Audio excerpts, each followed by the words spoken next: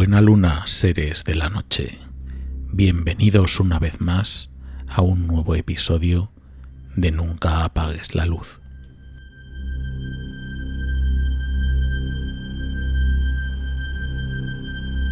El pueblo de Belmez de la Moraleda se encuentra situado en el complejo montañoso de Sierra Mágina, en la provincia de Jaén, en España. Parapsicólogos de todo el mundo se han interesado por el fenómeno denominado teleplastias y que un día surgieron en una de las casas de ese pueblecito jienense. No voy a entrar a valorar aquí qué tiene de fraude o de fenómeno paranormal lo que allí sucedió, pero he considerado oportuno relatar en este espacio uno de los acontecimientos que trascendió a todo nuestro país y que tuvo lugar en la Comunidad de Andalucía. Para muchos se trata del fenómeno paranormal más visitado y más comentado del mundo.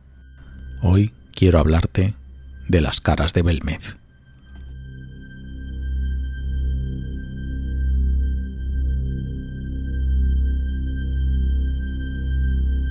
Antes de entrar en materia, como siempre, quiero darte unos breves consejos para que puedas disfrutar del programa en toda su plenitud.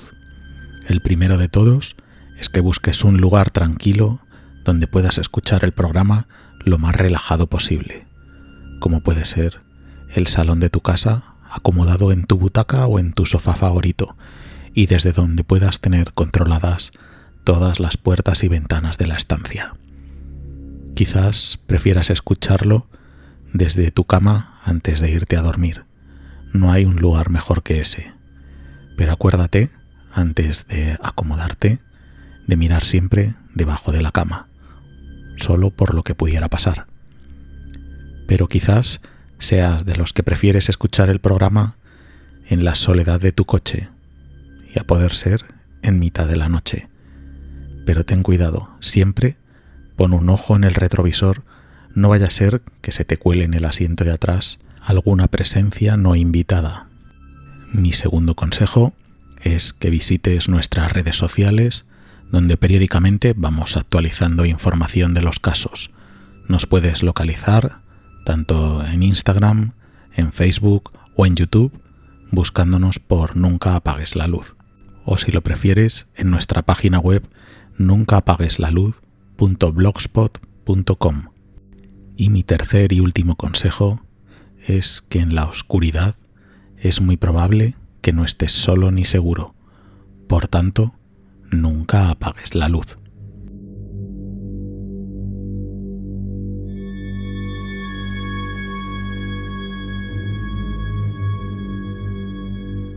Todo comenzó el 23 de agosto de 1971 en un pueblo de Jaén llamado Belmez de la Moraleda.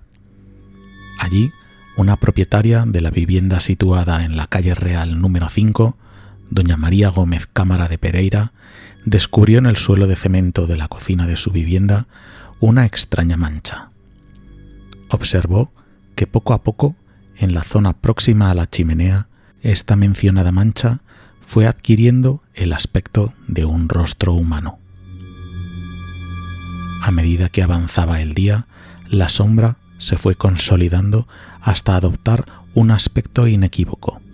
Una forma fantasmal había surgido en el suelo de su cocina. Ante la extrañeza de lo que sucedía, informó inmediatamente a su familia y vecinos, que a su vez transmitieron la noticia al resto de los habitantes del pueblo. Por su parecido, la cara fue asociada a la imagen de la Santa Faz, que se guarda en la Catedral de Jaén. La gente comentaba que era una manifestación de Cristo. A pesar de la benéfica interpretación, la familia Pereira decidió deshacerse del rostro que había aparecido en el suelo. Decidió eliminar la mancha. Optaron por rascar el suelo y nuevamente añadir cemento sobre la forma. En el mes de septiembre de ese mismo año, una nueva figura apareció en su domicilio. Esta vez decidieron conservarla extrayéndola del lugar donde emergió, protegiéndola con un cristal, como si de un cuadro se tratara. La figura, de formas vagas, tenía nuevamente y de forma inequívoca la apariencia de un rostro humano. La noticia se extendió rápidamente por toda la comarca. Supersticiones y creencias religiosas de los habitantes de la región, así como la presión mediática a la que se vio sometido el acontecimiento, radio, prensa, televisión se hicieron eco de todo lo que había sucedido, obligó al ayuntamiento a tomar cartas en el asunto. Don Manuel Rodríguez Rivas, por aquel entonces el alcalde de la villa, ante la magnitud de lo que estaba alcanzando el acontecimiento, decidió investigar sobre lo que estaba pasando. Envió a un maestro de obras, Sebastián Fuentes León, para que levantara el suelo y averiguara la causa del presunto fraude. Las posibles respuestas que esperaba encontrar el alcalde eran manchas de humedad, manchas de aceite o incluso radioactividad. Pero nada más lejos de los deseos del alcalde, durante estos trabajos de investigación aparecieron los primeros huesos de restos humanos hallados en la casa, aproximadamente a 3 metros de profundidad. Esto no sorprendió a los vecinos. Según informaron, las lluvias torrenciales arrastraban en ocasiones restos de cadáveres de un cementerio que imaginaban en el subsuelo. El sitio parece que en la antigüedad estuvo ocupado por un asentamiento romano, sobre el que se levantó una mezquita en el siglo X. Como era costumbre, en la etapa de la cristianización que siguió a la Reconquista, la mezquita fue sustituida por una iglesia, junto a la que se construyó un cementerio que llegó hasta el siglo XVIII. Más tarde, en el siglo XIX, se edificaron las actuales viviendas próximas a la iglesia. Desde entonces, la Casa de las Caras ha sido ocupada por distintas generaciones de la familia Pereira. Bien, tras el hallazgo, entregados los huesos a la policía y analizados posteriormente con la prueba del carbono 14, dieron una cronología correspondiente al siglo XII. Como curiosidad, quiero señalar que entre los restos óseos que se encontraron no apareció ningún cráneo. Podría decirse que esos difuntos fueron desposeídos de sus cabezas. Esto dio lugar a que se dijera que las caras que aparecían en la casa eran las de aquellos difuntos enterrados allí. La leyenda de que pudieron ser herejes sacrificados por decapitación fue una de las hipótesis que circuló entre los más dados a la fantasía. Dentro de esta corriente teórica surgieron otras versiones afirmando que la casa de la familia Pereira y las que le rodeaban pertenecían a un lugar maldito. A mediados del siglo XIX vivían en la casa María Antonia Martínez y su marido Ramón Sánchez, abuelos maternos del esposo de María Gómez. Cuentan que su pequeña hija Ramona se asustaba y lloraba con frecuencia. Se decía que la niña escuchaba lamentos de quienes ella llamaba personas invisibles que deambulaban como perdidos vagando por toda la vivienda. En las casas colindantes se decía que los objetos cambiaban de posición misteriosamente, siendo varios los testigos que en su momento tuvieron ocasión de comprobarlo. Hasta tal punto llegó el grado de alarma que consideraron necesario pedir ayuda a una curandera de Sierra de Cazorla, que al parecer acabó expulsando a esos espíritus. A todo esto hay que añadir que según el marido de María Gómez, su abuelo, Ramón Sánchez, murió en la cocina de las Caras ante la presencia de un fantasma. En sus últimos momentos de vida no cesaba de repetir: esto tiene que ser un alma de otro mundo.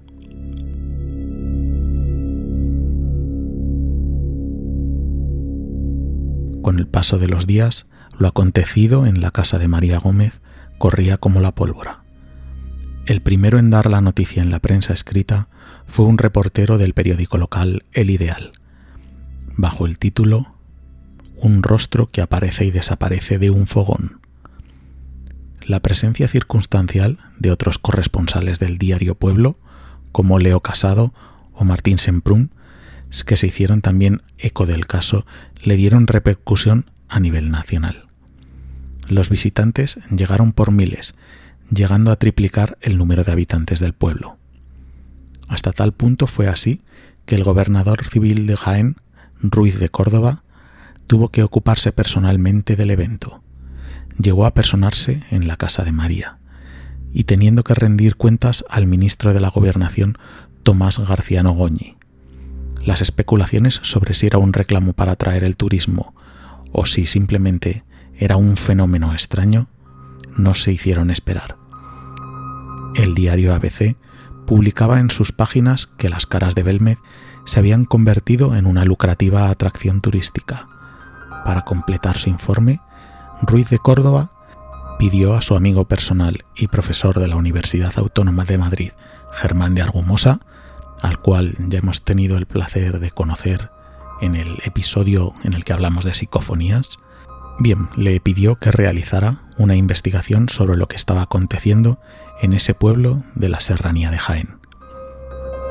Será el prestigiado profesor y especialista en temas paranormales el que conseguirá que la atención internacional vuelva sus ojos hacia las teleplastias jienenses. Llamó a la participación a un colega suyo de la Universidad de Friburgo, Hans Bender, y juntos realizaron una serie de psicofonías que se han conservado hasta hoy.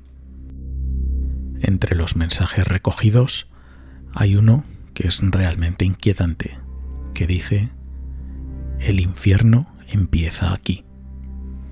Otro tampoco tiene desperdicio y respondía al propio Germán de Argumosa a sus preguntas diciendo: "Germán, pica, patio, levanta cemento, yo sigo enterrada". Otras psicofonías recogidas por otros investigadores como Pedro Amorós recogían otros inquietantes mensajes como: "Matar a él es un abuso, yo he sido tú, mamá, una pena, Al-Masai".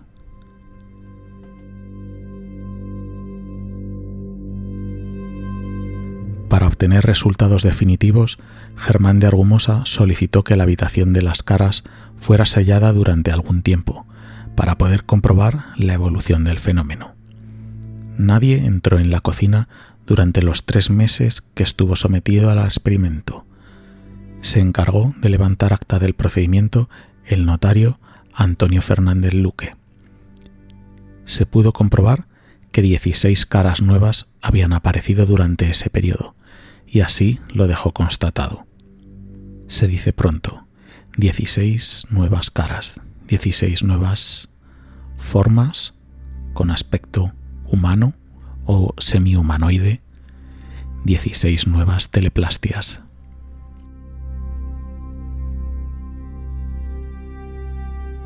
Esta experiencia colmó los límites de la tolerancia del régimen franquista, que a través del jefe del movimiento en Segovia, Pablo Núñez Moto, amenazó con una carta al alcalde de Belmez. La carta fue recibida en febrero de 1973, instándolo a que acabase con todo aquello, ya que consentirlo era no adepto al régimen de Franco. También lo llamó a su despacho y allí le dijo: "Como no acabes con esto, te voy a meter en la cárcel". A pesar de todo, Manuel Rodríguez Rivas, el alcalde, mantuvo la posición que había sostenido hasta ese momento. Las caras no eran un fraude, y su cometido en la obligación de mantener el orden en el pueblo era intachable.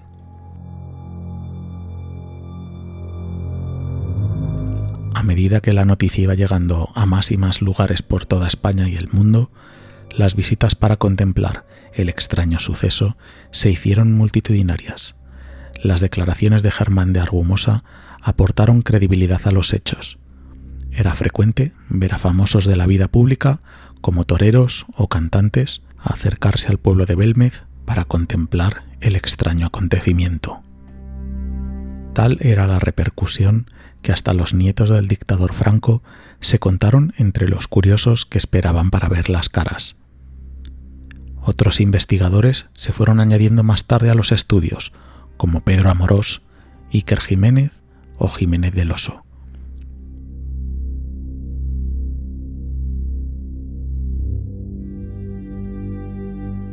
Operación Tridente. Ese fue el nombre que recibió un conjunto de actuaciones que tuvieron lugar por parte de algunas personas e instituciones para intentar desprestigiar y silenciar el fenómeno de las caras de Belmez. Para los detractores de las teleplastias, dicha operación nunca existió. Simplemente distintos especialistas desenmascararon el fraude. Quienes las daban como verdaderas creyeron firmemente en una conspiración para dejar en ridículo a sus seguidores. El periodista especialista en parapsicología Iker Jiménez creyó demostrar que existió una comisión ministerial de la que llegó incluso a emitirse un informe. Los análisis realizados por el CSIC, el Centro Superior de Investigaciones Científicas de España, en los años 1991, 1994 y 2002, evidenciaron que en las caras no había ni aceite, ni vinagre, ni hollín, ni sales de plata. Siguiendo la teoría de los defensores de la existencia de la Operación Tridente, el régimen de Franco había abierto 3 frentes, uno a través de la Iglesia eclesiástico, otro a través del Estado mediante políticos y un tercero a través de la ciencia. La prensa fue un cuarto elemento que fue utilizado para divulgar los argumentos de los 3 primeros. Muchos de los seguidores del fenómeno de las caras de Belmez estaban convencidos de que si se hubiera mantenido la primera teoría, la Iglesia hubiera adoptado una actitud diferente. Al principio, la cara de la pava, que así se conocía a la primera teleplastia que apareció, se comparó con la imagen de la Santa Faz de Jesús, icono muy venerado en la Catedral de Jaén. Si la afluencia de autocares hubiera tenido cariz cristiano, las cosas tal vez se habrían enfocado de forma diferente. El cura del pueblo por aquel entonces era Antonio de Molina, y fue el primero en ser instrumentalizado por la institución religiosa. Sufrió fuertes presiones para explicar desde el púlpito que todo lo sucedido no era más que una broma entre las gentes del pueblo, y de cuyos resultados pretendieron sacar beneficio económico. Tachó de fraudulentas las pruebas realizadas por el profesor Germán de Argumosa, reconociendo años después que nunca tuvo pruebas para afirmar que lo sucedido no fuera realmente un hecho parapsicológico. El obispo de Jaén también jugaría un papel decisivo en esta partida. Por su parte, el Estado puso al servicio de la investigación a distintos estamentos, llegando a preocuparse por demostrar el fraude, implicando en la operación desde a la policía local hasta el titular del Ministerio de Gobernación. Cuando la Brigada de la Investigación Criminal no pudo demostrar ningún tipo de fraude, el alcalde de Belmez fue llamado al gobierno civil, siendo amenazado por su titular con ser detenido. Posteriormente, requirió su presencia el ministro Tomás García Nogoñi. Hasta el mismo general Franco, a través de su mujer Carmen Polo, pidieron explicaciones y exigieron actuaciones contundentes para acallar los hechos. Sin embargo, ni las amenazas de las más altas instancias de la dictadura surtieron efecto. Por último, dentro de la Operación Tridente, el Ministerio de Gobernación seleccionó a una serie de personas especialistas en distintas disciplinas. Entre ellas figuraban fotógrafos profesionales, pintores que explicaban los posibles trucos de pinceles y óleos, químicos capaces de certificar un fraude de las manchas en el cemento y cualquier otro técnico necesario para desenmascarar un presunto timo a las masas. Finalmente, esta comisión estableció que las caras habían sido pintadas empleando hollín y vinagre, algo que más tarde fue completamente descartado por las investigaciones del Centro Superior de Investigaciones Científicas de España. Los medios de comunicación fueron dando cuenta de todos estos acontecimientos. Tal como recogen los periódicos de la época, autocares de visitantes acudían a Belmez para ser testigos de todo lo que allí estaba sucediendo. Los dueños de la casa fueron acusados de timadores, charlatanes y manipuladores. El mismo gobierno de aquel momento ordenó cerrar la vivienda a los curiosos, presionados por la mismísima Iglesia. Se inició entonces una investigación oficial sobre los hechos. Aunque no pudo averiguarse las razones por las que se producía el fenómeno, sí quedó completamente demostrado para muchos que no existía fraude alguno por parte de la familia Pereira, ni una confabulación del ayuntamiento del pueblo, siquiera para atraer turismo al municipio. Se levantó acta notarial de lo que estaba ocurriendo. Se precintó la vivienda durante algún tiempo sin permitir a nadie entrar o salir de ella. Cuando volvieron a abrirla, según declaraciones notariales, algunas de las imágenes habían cambiado su posición. Esto se recoge en el acta de la Notaría de Huelva números 667 y 462 de 1973. Las investigaciones paralelas del profesor Germán de Argumosa trataban de dar una explicación al fenómeno. Según algunas teorías, este fenómeno se forma como resultado de la proyección telepática de la dueña de la casa. Investigadores de universidades de Argentina, Alemania, Francia y también de España, entre otras, realizaron todo tipo de pruebas en sus laboratorios, intentando explicar a qué podía responder esa fenomenología sin llegar a ponerse de acuerdo en los resultados. Tampoco ha podido demostrarse que se trata de un fraude o de algún tipo de truco pictórico. María Gómez, que fue considerada la médium que provocaba el fenómeno, fue interrogada por las autoridades, aceptando incluso pasar la prueba del polígrafo. El tiempo pasaba y no había ningún consenso sobre el origen de la fenomenología. La teoría más extendida era que la propia María era quien generaba con la fuerza de su mente las apariciones misteriosas y que éstas desaparecerían cuando ella falleciera. Sin embargo, tras su muerte, no solamente se han conservado las caras, sino que han aparecido otras nuevas. Quiero añadir algún dato curioso que hace que el fenómeno se pudiera relacionar más con el mundo de ultratumba que con el mundo o con cuestiones religiosas, y es que quiero mencionar que en la iglesia del pueblo, que se encuentra situada al lado de la casa de María, de la casa de las Teleplastias, se hicieron reformas justo el mismo año en el que se produjo la primera aparición. Y como te podrás imaginar, en estas reformas aparecieron restos humanos de enterramientos antiguos.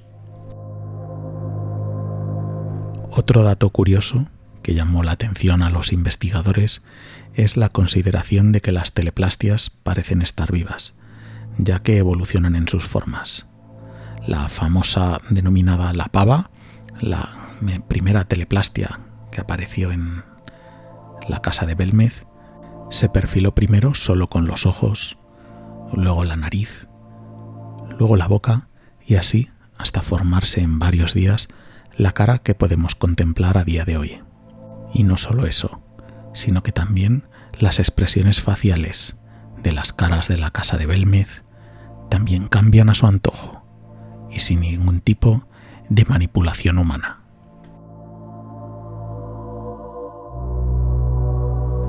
María, la protagonista de esta historia, jamás se lucró ni rentabilizó en su beneficio las posibilidades económicas de este fenómeno. Su casa y su forma de vida no se modificaron a lo largo del tiempo. Murió finalmente el 3 de febrero de 2004. La casa de las caras fue vendida años después por la familia, cansada de sufrir las consecuencias del fenómeno. Por su parte, la Junta de Andalucía asignó una considerable cantidad de dinero para restaurar y habilitar las visitas turísticas de la vivienda. Incluso se planteó crear un centro de interpretación donde se explicaría a los curiosos todo lo relativo a lo que allí había sucedido, cediéndose para este fin terrenos próximos a la escuela del pueblo. Esta decisión se criticó duramente en los medios de comunicación, alegando que el más de 1 millón de euros de inversión hubiesen estado mejor destinados a otros monumentos históricos de mayor reconocimiento artístico y cultural. Otra de las iniciativas para explotar la popularidad y difusión que ha supuesto para el pueblo de Belmez el fenómeno de las caras vino de la mano de la alcaldía en el año 2009, presidida en ese momento por el partido político Izquierda Unida. Su alcaldesa, Aurora Rubio, patrocinó el proyecto dirigido por Jordi Lavanda, que tenía como objetivo atraer a un tipo de turismo diferente. El mensaje de la alcaldesa en 2009 decía lo siguiente: ya casi todos los parapsicólogos del mundo han venido aquí y han resultado ser unos siesos que no gastan más que en café y linternas. El proyecto de Jordi Lavanda, al que siempre hemos admirado en el pueblo, dará un giro diferente y decisivo a la hostelería en nuestra ciudad. Sin entrar en juicios políticos, realmente me parece un poco denigrante y deprimente el explotar un fenómeno de este tipo para un beneficio propio, ya sea una familia, un alcalde, un particular o quien sea. Con estas cosas no se debería jugar, y es simplemente mi opinión personal. Y sobre todo teniendo en cuenta las declaraciones posteriores de la alcaldesa Aurora Rubio, argumentando que las auténticas caras de Belmez dan pena y asco. A veces uno se queda sin palabras. Personalmente, una vez pasado el tiempo, creo que no podremos saber nunca a ciencia cierta el origen de tales teleplastias, si es un origen paranormal, es un origen físico, o si se trata de un fraude o simplemente de un caso realmente excepcional. Lo que creo que sí que puedo asegurar es que estamos ante un hecho realmente extraordinario, y si se trata de un fraude realmente bien conseguido. 30 años después de su origen, aún no se ha podido demostrar.